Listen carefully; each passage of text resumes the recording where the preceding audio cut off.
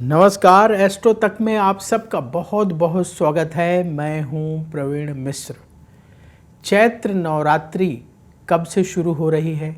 चैत्र नवरात्रि में आप क्या विशेष उपाय करें ताकि आपके जीवन में जो कष्ट और परेशानियां हैं वो दूर हों? घट स्थापना का शुभ मुहूर्त कितने बजे से कितने बजे तक होगा और क्या आप करें चैत्र नवरात्रि में और क्या ना करें, सब कुछ जानेंगे इस वीडियो में। तो सबसे पहले हम अपने दर्शकों को बता दें कि चैत्र नवरात्रि का पावन पर्व शुरू होगा 19 मार्च से। तो 19 मार्च को घट स्थापना का जो शुभ मुहूर्त होगा वो आप नोट कर लीजिए। 19 मार्च 2026 को घट स्थापना का शुभ मुहूर्त होगा सुबह 6:55 से सुबह 7:52 तक। इस शुभ मुहूर्त में घट स्थापना कर लें। जो लोग इस मुहूर्त में नहीं कर पा रहे हैं किसी कारणवश, तो वो लोग समय नोट करें। दूसरा टाइम दोपहर 12:05 से दोपहर 12:53 तक आप इस शुभ मुहूर्त में भी घट स्थापन कर सकते हैं। तो चैत्र नवरात्र का पर्व बहुत महत्वपूर्ण है। इस पर्व में आप माँ दुर्गा की पूजा उपासना करके आप विशेष मनोकामनाओं की पूर्ति के लिए माँ दुर्गा से प्रार्थना कर सकते हैं। तो चैत्र नवरात्र में आपको क्या करना चाहिए, क्या नहीं करना चाहिए, कौन सी चीज़ें आपके लिए लाभदायक होंगी, इन सब विषयों पर आइए बात करते हैं। सबसे पहले अपने दर्शकों से बता दें कि ये जो चैत्र नवरात्र का पर्व है ये माँ दुर्गा की पूजा उपासना के लिए समर्पित है। तो आप नवरात्र के पहले दिन से ही माँ दुर्गा की पूजा करना शुरू करिए। आपके जीवन की कोई भी परेशानी हो, कोई भी कष्ट हो, सब माता रानी के आशीर्वाद से दूर होंगे। तो कैसे करना है? जैसे चैत्र नवरात्र का जो पहला दिन है उस दिन आपको क्या करना है, तो सुबह उठ जाएं, सूर्योदय से पहले स्नान करें, स्वच्छ वस्त्र धारण करें और अपने घर के मंदिर की सफाई करें। घर के मंदिर में माँ दुर्गा का एक छोटा सा चित्र, या अगर आपके पास माँ दुर्गा की मूर्ति है छोटी सी, तो उसे एक लाल कपड़े का आसन बना करके किसी पीढ़े के ऊपर, किसी चौकी के ऊपर लाल कपड़ा बिछाएं। फिर माँ दुर्गा की मूर्ति या चित्र स्थापित करें। मूर्ति हो तो छोटी हो, चित्र किसी भी साइज का चल सकता है। इसके साथ ही एक कलश बना लें। कलश तांबे के लोटे का, पीतल के लोटे का, मिट्टी का भी आप बना सकते हैं। और जैसे आपने लोटा लिया, उसमें जल भरा, थोड़े से अक्षत यानी चावल डाले, एक सिक्का डाला और उसके ऊपर एक दिया रखा।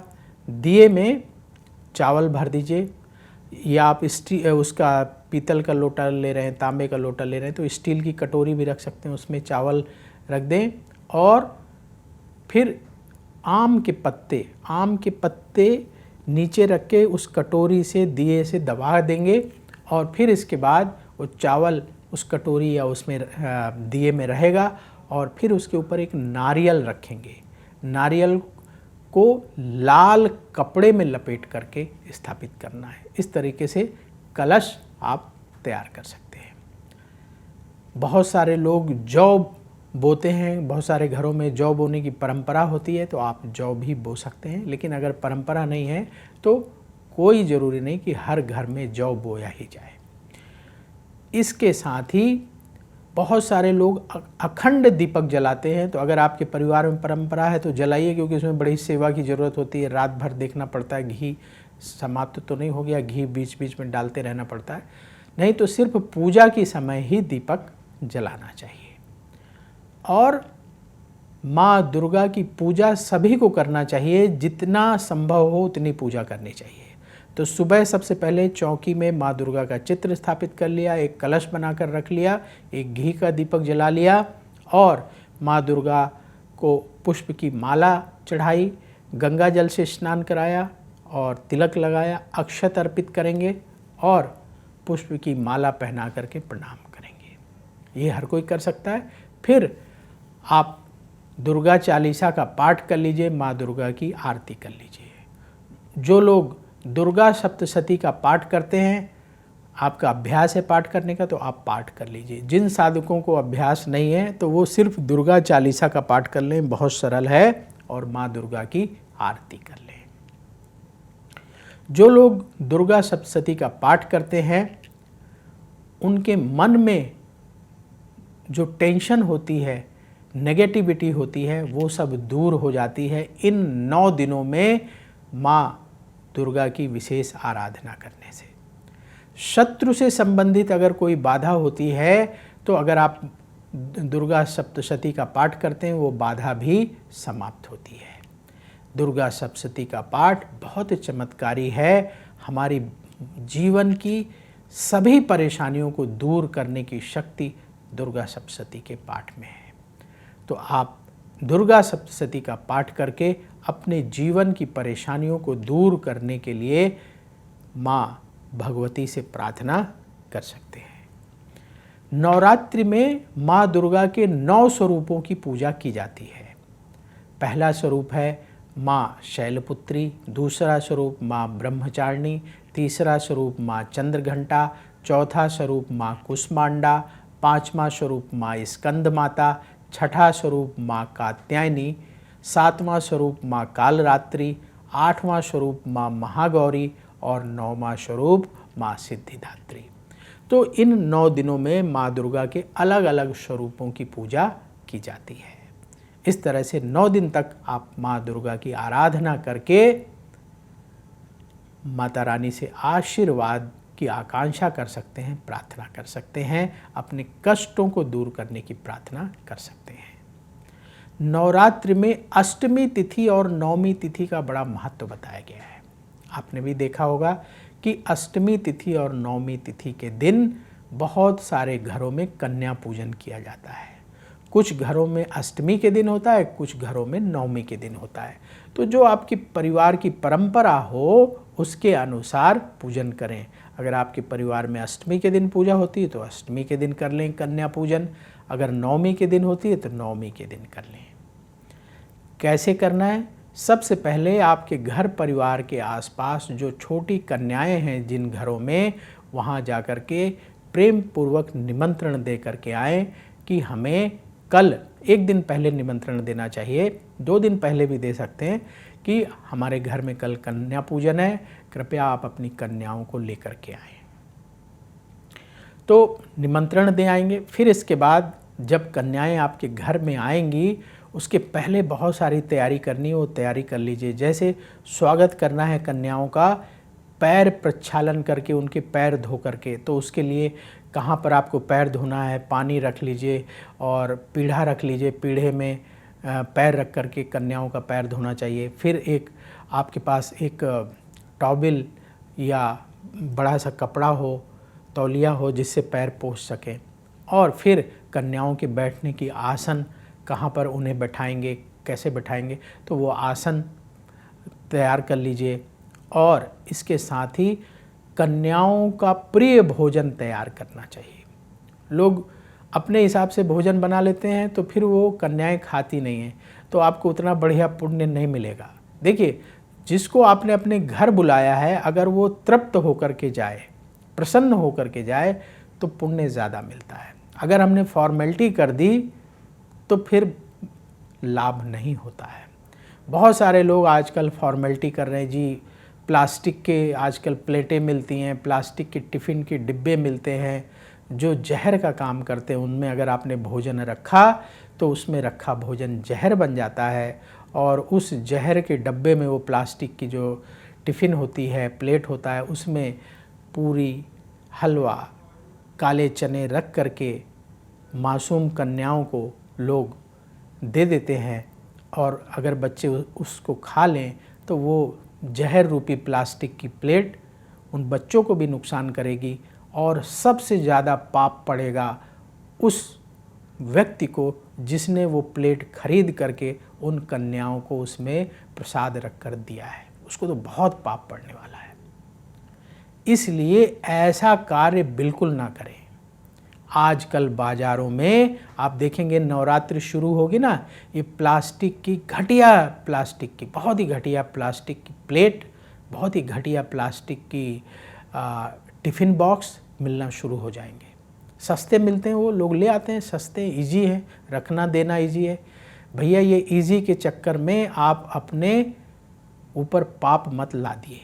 अगर आप ये वीडियो देख रहे हैं तो ना खुद भी खरीदें और ना अपने घर परिवार, मित्र, जानने वाले, रिश्तेदार किसी को खरीदने दें, सबको मना करिए। इसके अपेक्षा आप क्या करें, इससे भी सस्ता उपाय है, आप जो है जो प्लेट मिलते हैं, डिस्पोजल प्लेट मिलते हैं, वो ले आइए। आजकल वो भी आ गया है, वो पैकेट भी मिलते हैं डिस्पोजल वाले। अगर आपको पैकेट में ही देने की बड़ी इच्छा है तो डिस्पोजल वाले पैकेट भी मिलते हैं, वहीं जहाँ डिस्पोजल की प्लेट मिलती है तो आप वहाँ से वो पैकेट ले आइए, उसमें रख दीजिए पूरी, हलवा, सब्जी, जो भी आपको रखना, और उसके ऊपर एक कागज़ का कवर होता है तो उससे ढक दीजिए, उसको बंद करके दे दीजिए। फॉयल की तरह होती है ना, सफ़ेद सफ़ेद चमकती हुई जो डिस्पोजल का डिब्बा, वो ले आइए, वो दे दीजिए, लेकिन ये प्लास्टिक मत खरीदिए। तो डिस्पोजल की प्लेट, डिस्पोजल की थाली, डिस्पोजल के डिब्बे जो मिल जाते हैं वो ले आए, या आपको लेना ही है तो ऐसा सामान लें जो कम से कम नुकसानदायक प्लास्टिक ना हो। लोगों के पास समय नहीं है पूछने का, विचार करने का, जानने का, आंख बंद करके खरीद रहे हैं और पाप के भागी बन रहे हैं। तो आपको इन सब चीज़ों से बचना है। अगर आप ये वीडियो देख रहे हैं तो हमारा बार बार निवेदन है कि इस तरह घटिया प्लास्टिक के प्लेट में, टिफ़िन के डब्बे में मासूम बच्चों को आप प्रसाद ना दें। तो बच्चों को एक तो घर में बैठा कर खिलाना चाहिए। आजकल ये जो परंपरा चली है कि बच्चों को बुलाया, दरवाजे में प्लेट में रख कर के दे दिया, ये भी उचित नहीं है। आप बच्चों को बुलाइए, पहले उनका पैर प्रक्षालन करेंगे, तौलिए से साफ़ करेंगे, बैठाएंगे, तिलक लगाएंगे और अपने घर में बैठा कर के खिलाइए। आपका प्रयास होना चाहिए कि बच्चे आपके घर में बैठ कर के खाएँ, और जो आप प्रसाद बना रहे हैं बच्चों के मन का होना चाहिए और शुद्ध होना चाहिए। खराब तेल का बना हुआ आजकल जो वो तरह तरह के रिफाइंड ऑयल आते हैं जो हमारे शरीर के लिए नुकसानदायक हैं, ऐसे रिफाइंड से भोजन प्रसाद बना करके बच्चों को ना खिलाएं और ना ही भगवान को, माता रानी को भोग लगाएं। आप कम बनाइए, बिल्कुल ऐसा कोई सामान ही ना बनाइए जिसमें रिफाइंड और ये इस्तेमाल होता है। अगर आपका बजट नहीं है घी खरीदने का, या नारियल का तेल है, या कोई भी तेल जो शुद्ध है, नुकसानदायक नहीं है, वो तेल खरीदने का बजट नहीं है तो आप बिना तेल की चीज़ें बना लीजिए। लेकिन रिफाइंड और नुकसान करने वाली तेल की चीज़ों का प्रसाद बना करके ना माता रानी को भोग लगाएं, ना बच्चों को खिलाएं, कन्याओं को बिल्कुल ना खिलाएं, पाप के भागी ना बने। तो बच्चों के मन पसंद का हमें प्रसाद बनाना है, जो बच्चों को पसंद हो। जैसे बच्चों को अगर मान लीजिए कि पराठे पसंद हैं तो घी में पराठे सेक दीजिए। बच्चों को क्या कहते हैं, खीर पसंद है तो खीर बना लीजिए। बच्चों को छोले पसंद हैं तो छोले बना लीजिए। राजमा पसंद, जो बच्चों के पसंद का हो वही बनाना है। बच्चे मान लीजिए कि वो बेसन के चीले पसंद करते हैं, वो बनाओ, उनके पसंद की चीज़ ही आपको बनानी, और कोशिश करें अपने घर में बना लें। अगर नई व्यवस्था बन पा रही तो फल ले लें, और बच्चों को प्रेम से जो प्रसाद है पहले माँ दुर्गा को भोग लगा दें, इसके बाद बच्चों को प्रेम से प्रसाद परोसें, उनसे निवेदन करें वो खाएं, फिर उन्हें कुछ दक्षिणा दे करके और कुछ उपहार क्या दे सकते हैं। जैसे छोटे बच्चे होते हैं वो स्कूल जाते हैं तो उनको पेंसिल बॉक्स दे दीजिए, और लिखने के लिए पेंसिल दे दें, और मिटाने के लिए रबर दे दें, और पेंसिल बनाने के लिए जो शार्पनर होता है वो दे दीजिए। बच्चों के काम आने वाली चीज़ें दे दें, और अच्छे अच्छे सुंदर सुंदर पेंसिल बॉक्स मिलते हैं वो ला करके उनको दे दें, अच्छे क्वालिटी का दें, जिससे बच्चा कुछ समय तक जो है उसका इस्तेमाल कर सके, प्रयोग कर सके। तो इस तरीके से बच्चों को प्रसाद अपने घर में बैठा कर पवाएं, इसके बाद कुछ दक्षिणा और कुछ उपहार देकर प्रणाम करके विदा करें। ये आप अष्टमी के दिन और नवमी के दिन कर सकते हैं। और फिर माँ दुर्गा से प्रार्थना करें कि आपके जीवन में जो भी कष्ट और परेशानियां हैं वो दूर हों। तो छोटी छोटी बातों का ध्यान रख करके जो लोग इस चैत्र नवरात्रि में माँ दुर्गा की पूजा उपासना करेंगे, उनके जीवन में अवश्य जो परेशानियां हैं वो दूर होंगी। हमारी पूजा उपासना में गड़बड़ हो जाती है, कमी रह जाती है, जाने अनजाने बहुत सारी गलतियां हो जाती हैं, इसलिए हमें उतना फल नहीं मिलता। इसलिए माँ दुर्गा की पूजा उपासना करते समय जो छोटी छोटी बातें हैं, इनका जरूर ख्याल हमें रखना चाहिए।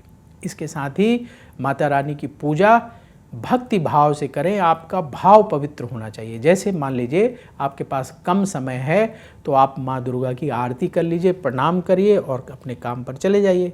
जब समय हो तो दुर्गा चालीसा का पाठ कर लीजिए, आरती करें, फिर प्रणाम कर लें। फल का भोग सबसे उत्तम है, फल का भोग लगा दें। इसके साथ ही पेठे का भोग आप लगा सकते हैं और अपने घर में खीर बनाइए, खीर का भोग लगाइए। तो इस तरीके से 9 दिन तक माँ दुर्गा को कुछ ना कुछ भोग लगाएं, फल का, खीर का, पेठे का, जो आपसे संभव हो उसका भोग लगाएं। दुर्गा चालीसा पढ़ें, आरती करें और माँ दुर्गा से अपने जीवन की परेशानियों को दूर करने की प्रार्थना अवश्य करें। जो लोग दुर्गा सप्तशती का पाठ कर सकते हैं वो लोग पाठ जरूर करें। तो आप सबको चैत्र नवरात्रि के पावन पर्व की बहुत बहुत शुभकामनाएं। माँ दुर्गा की विशेष कृपा आपको प्राप्त हो और आपके जीवन में जो कष्ट हैं वो दूर हो। या देवी सर्वभूतेषु मातृ रूपेण संसिता, नमस्तस्यै नमस्तस्यै नमस्तस्यै नमो नमः। माँ दुर्गा सब पर कृपा करें। आपके मन में कोई सवाल हो चैत्र नवरात्रि से संबंधित तो आप कमेंट बॉक्स में ज़रूर लिखिएगा। कन्या पूजन से संबंधित कोई सवाल हो वो भी लिखिएगा, और भी कोई प्रश्न हो वो भी आप लिख सकते हैं। और कोशिश ज़रूर करें कि इस चैत्र नवरात्र में माँ दुर्गा की पूजा आप अवश्य करें। तो अब वक्त हो चला है आपसे विदा लेने का। देखते रहिए एस्ट्रो तक। बोलिए माँ दुर्गा की जय। अगर आप मुझसे जुड़ करके अपनी समस्याओं का समाधान चाहते हैं और चाहते हैं कि आपकी समस्याओं को ज्योतिष के माध्यम से सुलझाया जाए, तो आप हमसे संपर्क कर सकते हैं, जुड़ सकते हैं एस्ट्रो तक पर।